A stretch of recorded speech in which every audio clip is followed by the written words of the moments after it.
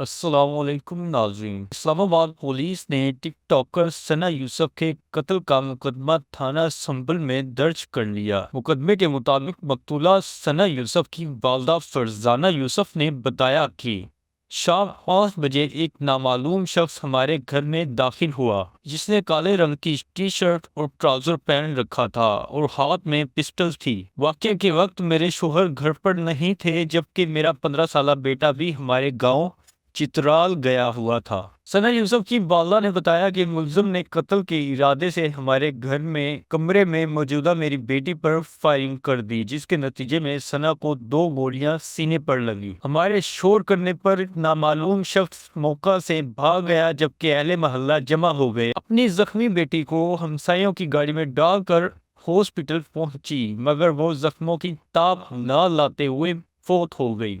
सना यूसुफ की वालदा फरजाना यूसुफ ने कहा कि मेरी बेटी एक ज़बरदस्त सोशल मीडिया इन्फ्लुएंसर थी। मेरी नंद लतीफ़ा शाह, जो बतौर हमारे घर मेहमान थी, इस वाक़ये की गवाह है और मुलज़िम को सामने आने पर शनाख्त भी कर सकती हैं। FIR के मुताबिक पीर की शाम 5 बजे नामालूम मुलज़िम टिकटॉकर सना यूसुफ के घर में दाखिल होकर मुलज़िम की फायरिंग से 2 गोलियां सना यूसुफ के सीने में लगी। फायरिंग के बाद मुलज़िम फरार हो गया।